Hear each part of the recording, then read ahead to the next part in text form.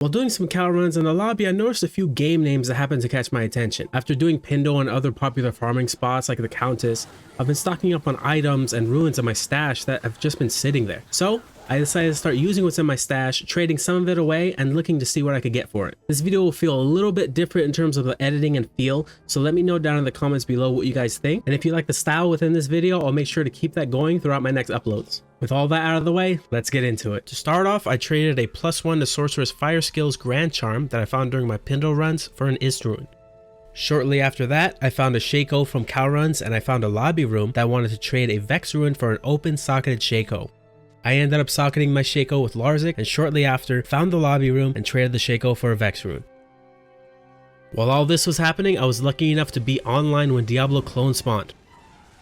After a bit of a battle, I found myself an anti-charm that happened to roll 1928. This is amazing. After that, I then found a Mal rune while doing some cow runs and shortly after managed to find a lobby game where someone was trading an Ohm rune for a combination of Vex, Ist, and Mal. Thanks to the trades earlier in the day and the recent cow runs, I had this exact rune combination, so I went and made the trade for an Ohm rune. Once I traded for the Ohm rune, I figured I would just call it a day. Taking a Fire Skiller, Shaco, and a Mal and turning it into an Ohm rune seemed like a great place to stop. I did, however, want to create myself a call to arms.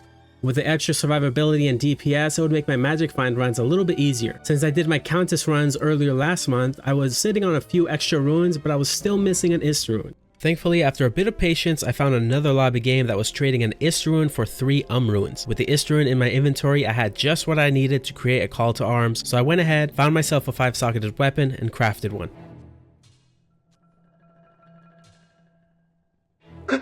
Oh my god! Oh my god! As much as I wanted to keep it for myself after seeing how it rolled, I decided to see how much I could get for it. I didn't exactly know how much this was worth, but if I could trade it for something even better, I would. Using trading websites like Tradery, I realized I could trade it for a high rune, so I started to make some lobbies. A little while later, I was able to find someone willing to pay a burr for the call to arms, so I made the trade. But I didn't want to stop there, and after doing a bit more research, I realized that I could trade the anti-charm that I dropped earlier in the day from Diablo Clone for another high rune. After making a few more lobby games and waiting around just a little bit, I managed to find someone willing to trade a jaw rune for the anti-charm. After a long session of trading, I ended up the day with a jaw and burr rune in my stash, and shortly after finding a 3-socketed dust shroud, I went ahead and crafted myself an Enigma. Trading in Diablo is one of the most satisfying things about this game, but I will admit, luck had a lot to do with how this all went. Trading myself all the way to an Enigma wouldn't have been possible if I didn't make the best call to arms I've ever made and dropped a pretty decent anti-charm from Diablo Clone. If you like this type of content, don't forget to subscribe, as every Friday I upload Diablo 2 and Diablo 4 content. And if you'd like to see what other items I got from cow runs, check out this video here where I run the secret cow level 100 times. As always, thank you all for watching. My name is Artos, and I'll catch you guys on the next one.